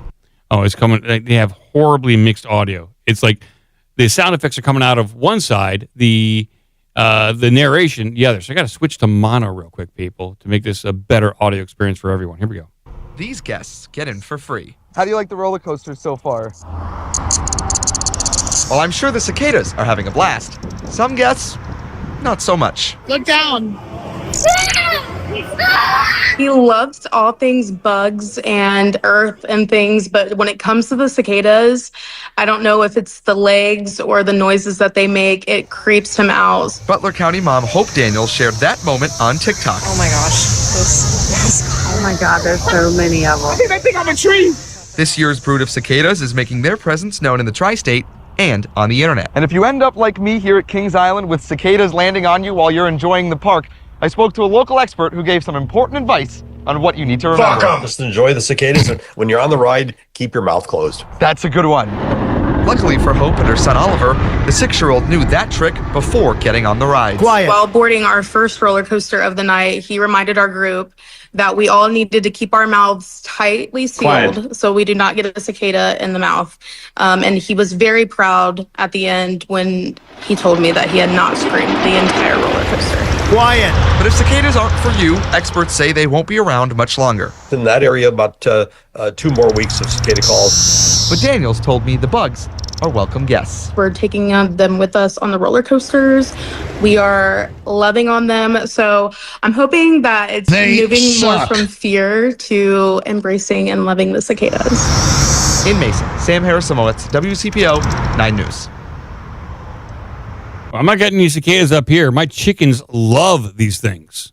They, when we had that big brood come out a few years ago, oh, my chickens they were so happy. They're getting so much protein and just gorging themselves. And so are you guys experiencing the cicadas now, or no? This was previously? A couple of years ago we experienced. Okay. So this must be just Southern Ohio, Kentucky area kind of thing. Well, yeah, the what do they call them? The broods are very geographically located. So they know exactly when they're going to appear in different places. But my experience, this was 4 or 5 years ago, and when I was living in Indiana, we had one of the broods come. And cicadas were just they bumble around, they bounce into you, they're just kind of dumb, they're harmless. Yeah, I mean, some people freak out. The bigger issue is people who suddenly start swinging and swiping and swatting and trying to get out. It's like that's more dangerous than the cicadas themselves. Yeah, they're not going to sting you. They're not going to bite you. They're very harmless. They look ugly, but they're just doing their own thing. They're an ancient species that must be respected or fried up. You can eat these things or too. apparently fed to your chickens. Yeah, or feed them to your chickens. So it sounds like your chickens were having a great time running around. Oh, they loved it. They loved it. Here's a picture of the kid not having fun on a roller coaster. He's not smiling. He has his face is grimacing. He's not has his mouth open, screaming or anything like that. He's trying not to suck down a bug. But they don't speak of anything of these bugs flying into your eyes, blinding you. So, okay. You're not going to give this kid protective goggles to wear on? Wear a helmet. Yeah, put a helmet on before you go to these roller coasters.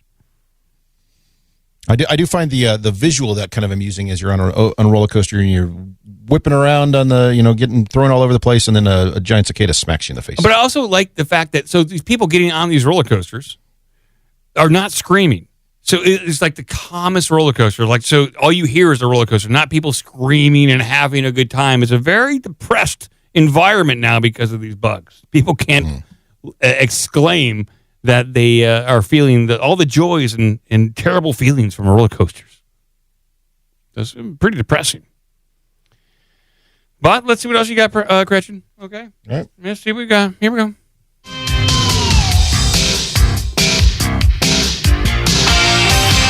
Moving our alert status to Snowman.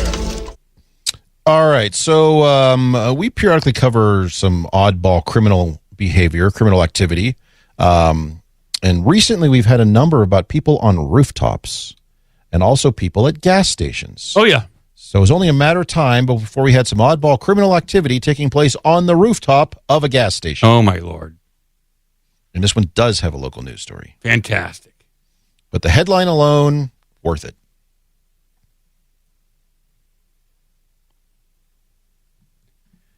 Man on top of Mobile gas station with machete throws urine, injures officer. Put that on my tombstone. Just before midnight on Wednesday, officers responded to the Murphy's gas station off Highway 90 in Tillman's Quarter. They found a 33-year-old Brett Kraft Jr. had somehow climbed on top of a roof of the gas station and with a machete. So let's see if we can figure out. Maybe the local news will go in depth and explain the situation, why Brett was up there. Probably had a pretty good reason. I'm assuming. I'm guessing meth, but Okay. A bizarre incident in Tillman's Corner involving a man wielding a machete on top of a building. It resulted in a police officer being transported to the hospital and a firefighter covered in urine. It happened yesterday night at the Murphy gas station off of Highway 90. Today, Mobile police arrested 31-year-old Brett Kraft. He's in Metro Jail tonight. Very bizarre. So Just before midnight on Wednesday, officers responded to the Murphy gas station and found 31-year-old Brett Kraft had somehow climbed on top of the gas station building, wielding a machete. Officers tried to get Kraft to come down, but they say he wouldn't budge. At that point, we knew there was a situation unfolding there that we needed some extra resources. Mobile Fire Rescue was called to the scene, as well as Alta Point mental health counselors, canines, and the SWAT team. But Brown says those extra resources still did not convince Kraft to come down. Loved it up there. He began threatening officers, bodily harm towards our officers. Threatening officers not only verbally, but with bodily harm. There was a bottle of urine that the subject did throw down at the firefighters on scene. Brown says at some point police made it onto the roof, but that resulted in a SWAT officer getting sent to the hospital. Hoping to detain the subject peacefully. The subject charged at him without the machete and somehow was able to impact his face. That officer is recovering from a broken nose and other facial injuries tonight. Eventually, officers were able to get Kraft down without injury. Once he came in close contact with the officer and caused those injuries, he was quickly apprehended at that point. After the incident, Kraft was transported to the hospital for evaluation. Gas station employees could not speak with us. Why not? A strange incident. I hope it doesn't happen again. We're just glad he was able to come down and it was able to end peacefully. Brown says incidents like these show how first responders are ready to respond to whatever is thrown their way, urine or not. It's a lot of stress they're under when they're out there, especially when they're trying to bring something to a peaceful close, and then you have someone that's continuing to, threaten your life while you're out there trying to save theirs. Now, Kraft is facing a slew of charges, including assault with bodily fluids, and criminal mischief. This sucks. Tonight, concerned that I got to say, in this town, these officers are extremely patient. He's got a machete in one hand, a bottle full of urine in the other. This guy was looking to do some GTA damage. And honestly, as soon as one of the officers or any one of the responding personnel was hurt by them, I'm assuming by the machete or the urine, I'm surprised they didn't shoot him. Well, he said he charged one of the guys without the machete, so he wasn't holding the machete at the time.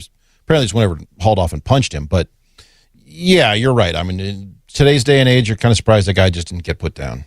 Yeah, even if you're charging an officer with a bottle of urine, that's considered like biohazard material. So you don't know. Who knows? You don't want to be sprinkled with urine. Yeah, this guy's lucky, and hopefully he gets the help he wants, and he'll be let out, and he'll get back up on other roofs. And right, he'll be back up on the roof in no time. Yeah, don't worry, pal. There's an X on that is just screaming your name. There's many other gas stations he can get up on top of. If anyone's curious what drugs he was on before he got up there, the answer is all of them. Yeah, he likes to sample. You know? Xanax, Vicodin, Oxycontin, Adderall, Klonopin, Speed. That's got a little bit of everything for everyone. All right, Chris. He may have gone shopping at that convenience store too. Want to do one more? We'll do one more. Do one more quick one. Here we go. I want you to take me someplace where I can find some drugs and some women. I got two options for you. You want a story about people hiking the Appalachian Trail and trying to choke down a whole bunch of ice cream? Or two sausage companies having a sausage fight in Minnesota. Sausage fight. I think we got to do a sausage fight. Yeah. All right. Hot dogs is male gay prostitutes. Okay. I don't know what that means. Well, this is about actual food. Okay. And some industrial espionage, and let's just say two competing companies not getting along, and they're not having it, so lawsuit time. Oh, okay. I did not realize that sausage was such a high risk business here. Yeah. Well, in Minnesota's Hormel sues Wisconsin's Johnsonville, alleging stolen sausage secrets. That's crazy. Oh, really? So yeah, definitely some industrial espionage right there. Oh, I'm trying to. It's preventing me from scrolling down. Oh, really? Yeah. Interesting. I didn't get pinged. Hold on, I'll get you another link. Minnesota Star. Oh, God. Hold on. Let me get you an archive. I did not get hit with a paywall, but right there. Okay. So I just want to scroll. Sometimes I just want to scroll. All right, here we go. A former Hormel Foods employee made off with top secret sausage recipes and market intel before joining regional competitor Johnsonville, a new federal lawsuit alleged. Wow. A hot dog party. Yeah. I like to think he smuggled it out by eating a whole bunch of sausage before he left. It's in me. I got it in here. Yeah. Hurry up. I put it in a balloon. It's fine. Oh, God. I was thinking he just actually ate it. Oh, well. You can do that, too. A little more. You told me. Now you tell me I could have ate it. Spent all morning in that stall filling up. The Austin, Minnesota-based maker of breakfast sausage and more accused Johnsonville and two former Hormel employees of conspiring to unlawfully obtain Hormel's trade secrets per the suit. Hormel is asking for the return and deletion of the confidential data as well as unspecified monetary damages. They want those sausages back. It sounds like it's pretty critical at this point. And who knows? Yeah. Sue everybody. The sausage market is increasingly competitive, and improper use of confidential, proprietary, and trade secret information or wrongful competition or solicitation could cause a manufacturer significant competitive economic disadvantage. That is some lawyer speak right there. Punitive damages here. Johnsonville did not immediately respond to a request for comment on Thursday. Hormel also did not immediately provide any further. You're trying to work this up behind the scenes. They're basically having instead of like a powwow, they're having a hot dog party behind the scenes to work this out. It's not me. That's what they're doing. A hot dog party. Yeah. So in June of 2023, a veteran Hormel employee, Brett Sims, joined Johnsonville as chief supply chain officer. Sounds like a good gig. Sims allegedly started trying to poach other Hormel employees to join him at the Sheboygan Falls, Wisconsin-based sausage company in an apparent violation of his non-solicitation agreement. One of the employees Sims reached out to was Jeremy Rummel, who joined Johnsonville in spring after 25 years with Hormel. Well, I must have got a pretty cushy offer to come join the Johnsonville team. Before telling Hormel he was joining a competitor, Rummel allegedly sent product formulas, processing procedures, and acquisition target information and marketing strategy information to his personal email. Yeah, that's a big no-no. Yeah, that's going to get you fired a lot of places. To just like go in and start forwarding a bunch of stuff to your personal email. Can't do that. And then going into the men's room apparently and eating as many sausages as you can. Well, that's tougher to prove. At that point, you just say, I love the product, you know. After the filing, Johnsonville did not cooperate with Hormel's sent a letter outlining Sims and Rummel's violations of their agreement, detailing their unlawful behavior and asking for a number of assurances from Johnsonville. So this is, wow. I didn't realize that this was a thing to do. But think about it. This guy, Rummel, after 25 years, he's probably pretty close to retirement at that point. Maybe not, but I don't know. It could be in his mid-40s. Yeah, you know what? He could be. He could have joined the Hormel brand early on in life, and he wanted to, get a little pay bump, a little increase.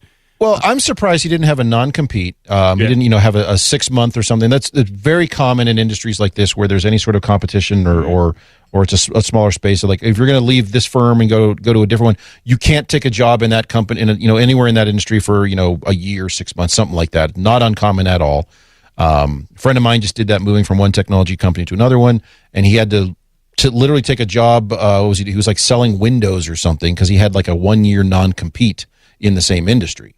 It was kind of an odd thing, but it's very, very common to do that. So it's odd that they would let this person, after 25 years of one company, go to the one next door and then poach a bunch of people.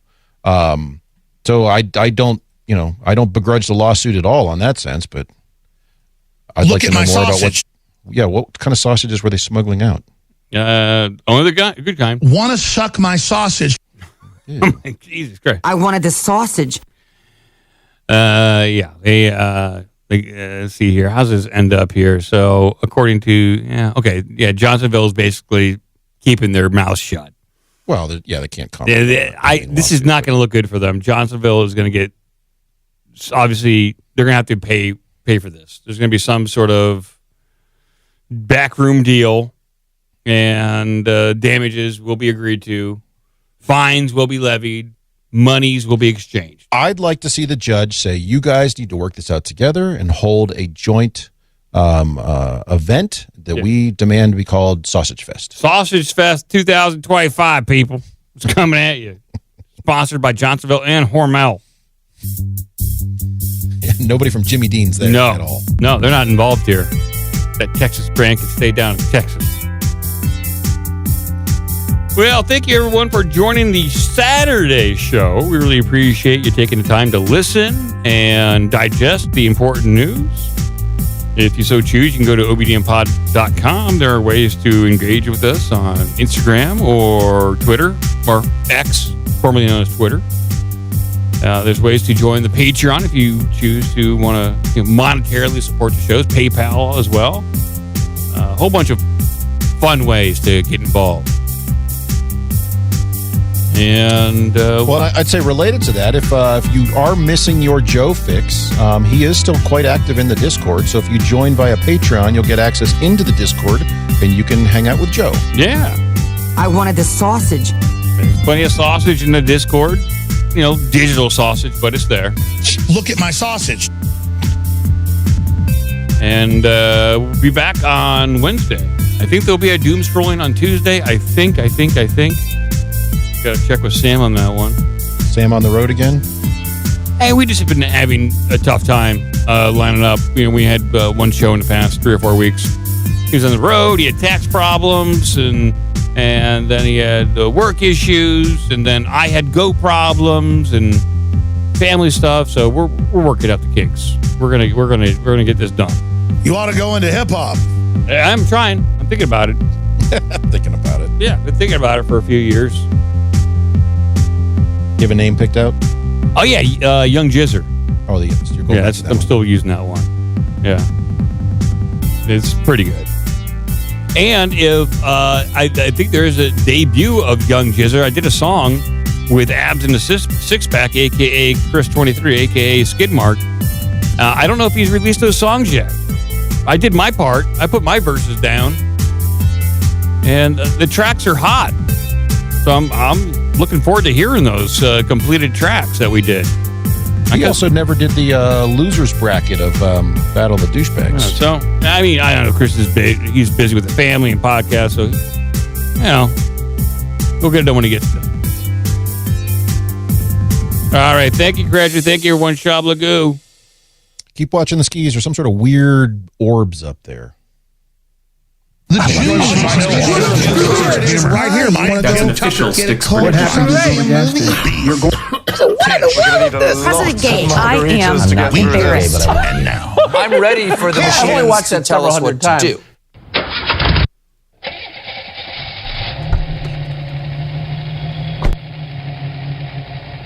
Yes. Mm-hmm.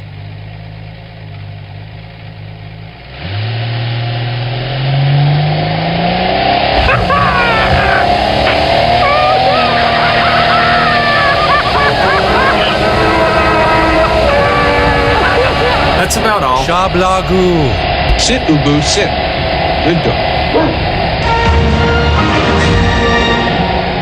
Until next week. Nanu.